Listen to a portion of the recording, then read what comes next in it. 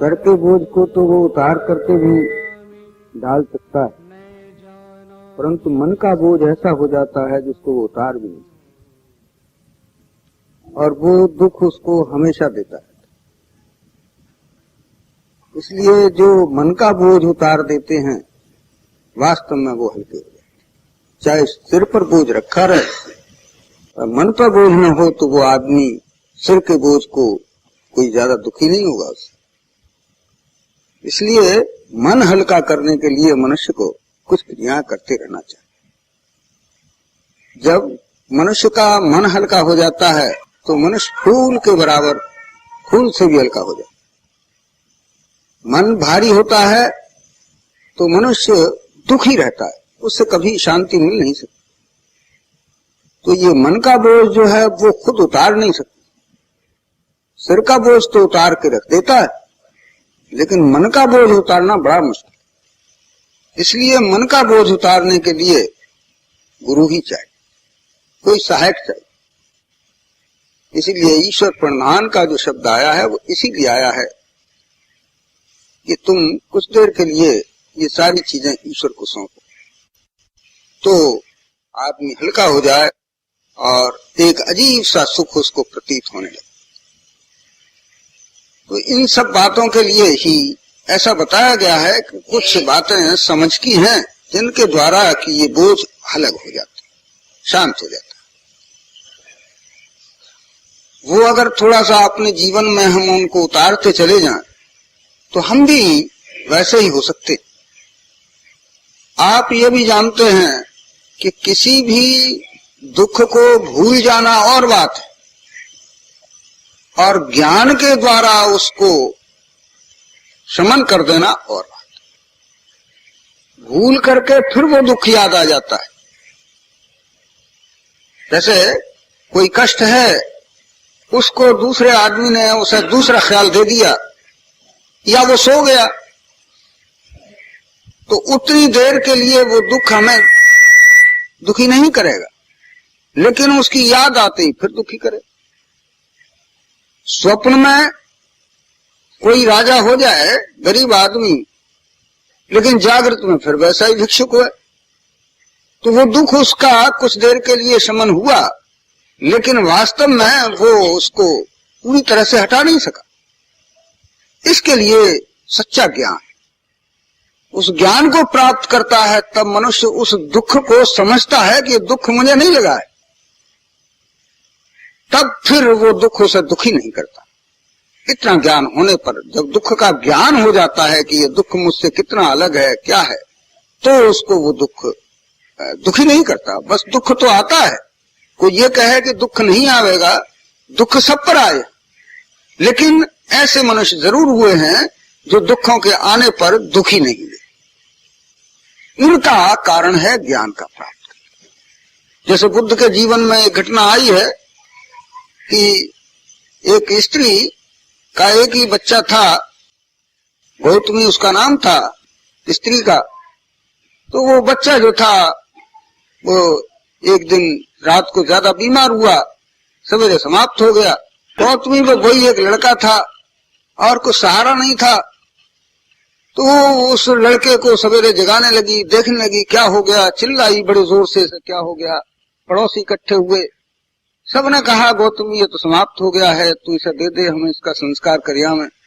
लेकिन वो कहने लगी नहीं नहीं, तुम इसे जिंदा कर दो किसी तरह से। आरत के मन रहे न चेतु, जैसे कहा है कि आरत मनुष्य हो जाता है तो उसे ज्ञान ही नहीं रहता। तो मनुष्य ने बहुत समझाया, पड़ोसियों ने बहुत कहा, लेकिन उसकी समझ में नहीं आया। तो उन्होंने कहा कि इस समय एक महात्मा बुद्ध हैं जो यहाँ से 1 मील दूर उस नगर में आए हुए हैं, तू वहां ले जा, वो तेरे बच्चे को जिंदा करते। गौतमी ने अपना बच्चा उठाया और वो जब महात्मा का दरबार लगा हुआ था, सवेरे का समय था, सैकड़ों आदमी वहां पर उपस्थित थे, महात्मा जी को समझा रहे थे। उस समय गौतमी जो थी उस बच्चे को ले जाकर के पहुंची और रोती हुई उनके चरणों में गिरी और बच्चा रख दिया। कहने लगी महाराज मेरे बच्चे को दिला दो। उन्होंने देखा, टटोला, बच्चा बिल्कुल शांत हो चुका था। कहने लगे बेटी ये तो अब जिंदा नहीं होगा। मैंने सुना है, सबने कहा है कि महात्मा बुद्ध उसको जीवित कर देंगे, वो ऐसे महात्मा हैं। तो बहुत कहा और उन्होंने, तब भी उसने नहीं माना। तो कहने लगे अच्छा सर, तू जा यहाँ किसी से 1 तोला सरसों ले आ और वो हम पढ़ करके इसको जीवित कर देंगे। बहुत खुशी हुई, उठी और चलने को हुई तो कहने लगे कि देख एक काम और करना, जिसके घर में कोई मरा न हो ऐसे घर की सरसों ले आना। वो जो थी उन्होंने कहा हाँ ठीक है। वो गई पड़ोसी के घर, कहने लगी बहन मेरा बच्चा समाप्त हो गया है, 1 तोला सरसों दे दो, बुद्ध जी ने कहा है कि जिंदा कर देंगे। उन्होंने कहा बहन तू 1 सेर सरसों ले जा, तेरा बच्चा जीवित हो जाए। उसने कहा कि एक बात और उन्होंने कही थी कि जिस घर का कोई मरा न हो ऐसे घर की सरसों लाना। तो वो कहने लगी कि ऐसी सरसों तो हमारे यहाँ नहीं होगी, इस घर में तो बहुत से आए बहुत से चले गए। 1 घर 2 घर 4 घर, गौतमी ने कई घरों में ऐसी सरसों तलाश की लेकिन कहीं नहीं मिली। गौतमी को ज्ञान हुआ और उसी वक्त उसका हृदय जो था कुछ और बदला और महात्मा जी के चरणों में जाकर के उसने प्रणाम किया। कहने लगी महाराज जी आपने मेरा पुत्र तो जीवित किया या नहीं किया इसकी तो मुझे कोई ऐसी बात नहीं हुई, लेकिन मेरे हृदय को आपने जीवित कर दिया, हृदय मेरा प्रसन्न हो गया, अब मुझे बच्चे का दुख नहीं। इस तरह से ज्ञान से मनुष्य को मुक्ति मिलती है। भूल जाने से या रात्रि में सो जाने से ये अज्ञानता में थोड़ी देर के लिए कुछ हम उसको न समझें, लेकिन अंत में जब उसको फिर याद आवेगी तो दुखी होगा। उन दुखों के शमन करने के लिए ज्ञान, वो सच्चा ज्ञान, उस ज्ञान के प्राप्त करने से मनुष्य संसार में दुखों से दुखी नहीं होता। आप देखते हैं कितने कितने महापुरुषों पर कैसे कैसे अनेक दुख आए, लेकिन उन्होंने उस ज्ञान को प्राप्त किया था, इस वास्ते उन दुखों में वो शांत रहे, औरों को भी उपदेश दे। तो वो ज्ञान ही वास्तव में आत्मज्ञान कहलाता है, क्योंकि आत्मा के निकट जब पहुंचता है मनुष्य तब उसको सच्चा ज्ञान प्रतीत होता है और वो समझता है कि ये दुख मेरे शरीर को था, मेरे आत्मा को नहीं था। आपने पढ़ा है कि जब पांडवों में और कौरवों में युद्ध हुआ तो धृतराष्ट्र जो थे वो रह गए, बाकी उनके 100 लड़के समाप्त हो गए। 100 बच्चे उनके समाप्त हो गए। धृतराष्ट्र अंधे तो थे ही, एक तो वही दुख, दूसरे जिसके 100 लड़के वो चले गए, तीसरा राज्य चला गया, कुछ भी हाथ में नहीं था। उस दुख की क्या समानता हो सकती है, कितना महान दुख। तो महाराज युधिष्ठिर ने ऐसा किया था कि उनको अपने महलों में बुला लिया था। जब वे ज्यादा दुखी हो रहे थे तो कभी कभी महाराज युधिष्ठिर उनको समझाते थे, लेकिन उनका दुख दूर नहीं होता था और दुख भी महान था। दोनों ही गांधारी और धृतराष्ट्र महान दुखी थे। कई दिन इस तरह से बीतते रहे, कुछ खाना खाते नहीं थे।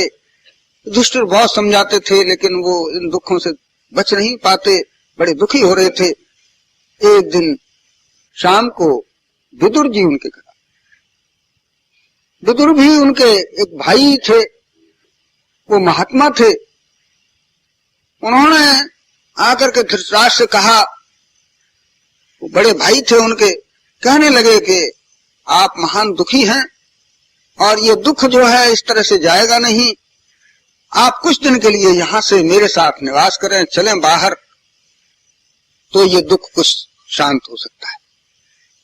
इस तरह से वो उन धृतराष्ट्र को अपने साथ सवेरे ही वहां से ले गए और अपनी कुटिया पर जाकर कुछ दिन रखा और आध्यात्म ज्ञान का उपदेश उनको समझाया कि ये जितने भी दुख हैं, जैसे तुम सुषुप्ति में जाते हो दुख छूट जाते हैं, इसी तरह से तुम जब समाधि में पहुंचोगे, परमात्मा के ध्यान में जाओगे, तो ये दुख तुम्हारे शमन हो जाए।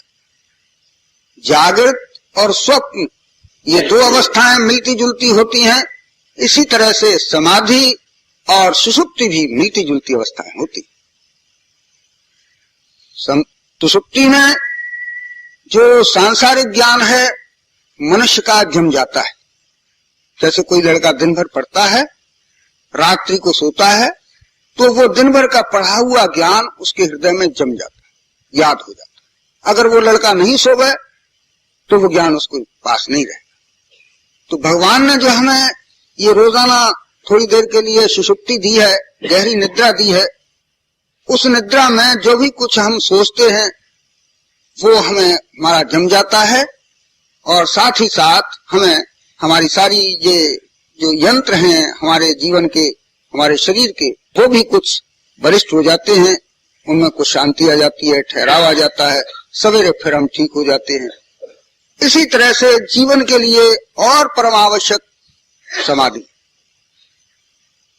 समाधि क्या है? समाधि कहते हैं उस अवस्था को जिसमें कि मनुष्य किन्हीं विचारों से, संसार के कोई भी विचार अच्छे या बुरे उसके साथ न हो और चैतन्य अवस्था में बैठा, सो नहीं जाए, क्योंकि वो तो थी सुषुप्ति और ये है चैतन्य अवस्था। चैतन्य अवस्था में और अपने विचारों से शांत होकर बैठा, और उस समय भी ये अवस्था जब मनुष्य की हो, उसमें वो अवस्था तब लाई जाए जब ईश्वर के ध्यान में ये सारे विचार समाप्त हो जाएं, उस समय उसका ईश्वर का ज्ञान। अगर कोई मनुष्य, जैसे आजकल बहुत सी चीजें चल रही हैं, आपको भी जरा सा इसका ख्याल रखना है, बहुत सी ऐसी पुस्तकें निकल रही हैं जिनमें के लिखा जाता है कि हर विषय से मनुष्य समाधि को प्राप्त कर सकता है, लेकिन ये बिल्कुल गलत।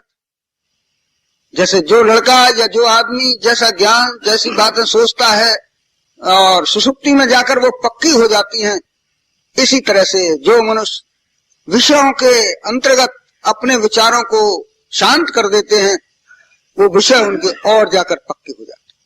अगर उन्होंने सुषुप्ति में ईश्वर का ध्यान नहीं किया, अगर ईश्वर के ध्यान में जाकर के वो सुषुप्ति में चला जाता है या समाधि में चला जाता है, तो वहां जाकर के वो ईश्वरी ज्ञान उसके अंदर उपजने लगता। इसलिए जो भी ज्ञान, आत्मज्ञान मनुष्य को दिया जाता है, वो ज्ञान तभी पनपता है जबकि थोड़ी देर मनुष्य को समाधिस्थ हो जाना चाहिए। वो समाधि में जाकर के ऐसा होता है जैसे कि आप देखते हैं स्कूल में कभी अध्यापक पढ़ाते हैं या खेतों में काश्तकार अपना काम करते हैं, तो पहले भूमि को खूब जोतते हैं, फिर उसमें बीज डाल करके पाटर लगा देते हैं, बीज को दाब देते हैं, फिर उसको कुरेदते नहीं, देखते नहीं, बल्कि 4 से 10 दिन तक दूर रहते हैं, उससे देखने को चले जाते हैं कि बीज उगा या नहीं, तो फिर वो बीज सारे उग जाते हैं, खेत हरा भरा हो जाता है। अगर वो किसान रोजाना अपने बीजों को देखता रहे, या छोटे छोटे बच्चों को, जैसे कि अध्यापक लोग नाग में कुछ बीज बुवा कर दिखाते हैं कि मटर देखो उगेगी, ऐसी होगी ऐसी होगी, अगर बच्चा रोज उसे कुरेदता रहे तो मटर नहीं उगेगी। ऐसे ही ये जीवन में जब तक मनुष्य को समाधि नहीं आएगी, ईश्वरीय ज्ञान को सुनने के बाद उसको समाधि में जाना पड़ेगा, वहां जाकर के उसका जो ज्ञान है वो परिपक्व। उस वक्त वो क्या होगा कि जो दुख उस पर आ रहे हैं, जिन दुखों को वो नजदीक देख रहा है, उनसे ज्ञान के द्वारा उनसे भयभीत और दुखी। ये समाधि में और सुषुप्ति में अंतर। दूसरे एक बात और भी होती है कि जब ऐसे विषयों में कोई जाकर के समाधिस्थ हो जाए और उसमें एकात्म चला जाए, तो वो उसके विचार इतने और पक्के हो जाते हैं कि वो उनसे भी ज्यादा दूसरे दिन निकलता है। ये 2 वृत्तियां हैं जो कि आसुरी और दैवी वृत्तियां होती। अगर उसको दैवी वृत्ति भी है तो देवताओं के समान हो सकता है, आसुरी वृत्ति को लेकर के अगर समाधिस्थ हो जाता है तो असुरों में वो बहुत ही बड़ा असुर हो सकता है। इसलिए ईश्वरीय ज्ञान को लेकर के जो कोई समाधिस्थ होते हैं, उनको वो ईश्वरीय ज्ञान प्राप्त है। तो हमको चाहिए कि पहले ईश्वर का ध्यान करें, और ध्यान करते करते समाधिस्थ हो जाए, थोड़ी देर के लिए हम सब कुछ भूल जाए और उस अवस्था को प्राप्त हो जाए जिसमें कोई विचार नहीं है। उस विचार में गोता लग जाता है। जैसे कि आप किसी बाल्टी में अच्छा सा रंग भर दें और फिर उसमें अपने कपड़े को डुबा दें, थोड़ी देर वो कपड़ा उसमें डूबा रहेगा, फिर आप उसको कितना ही निचोड़िए, कितना ही सुखाइए, लेकिन रंग उसमें आकर के पकड़ जाएगा और वो रंग उसमें छूटेगा नहीं। इसी तरह से जो ईश्वर के ज्ञान को लेकर थोड़ी देर के लिए उसमें लय हो जाते हैं, वो ईश्वरी ज्ञान उनमें प्रवेश कर जाता है। कितनी ही कठिनाई, कितनी ही उससे अलग हो, लेकिन वो ज्ञान उसमें फिर भरा रहता है, वो निकल नहीं सकता। तो ये आत्मज्ञान मनुष्य को प्राप्त करने के लिए समाधि में अवश्य जाना पड़े। उसके लिए 3 तरह के वो समाधियां लिखी हैं। जैसे तुम बैठते हो ध्यान के लिए, तो जब ध्यान करते हो तो कभी कभी ऐसा होता है कि ध्यान पहले तो बड़ा अच्छा मालूम पड़ता है कि हम अपने गुरु के सामने बैठे हैं, उनका प्रकाश आ रहा है। ये पहली चीज है, ये सतोगुणी अवस्था है, इसमें जागृत समाधि कहते हैं। लेकिन थोड़ी देर बाद ही क्या होता है, आप सब जानते हैं इस बात को, कि मन जो है वो और विचार लेने लगता है। ये अवस्था खराब नहीं है, इससे ऊपर की अवस्था में तुम जा रहे हो, उसमें स्वप्न समाधि कहते हैं।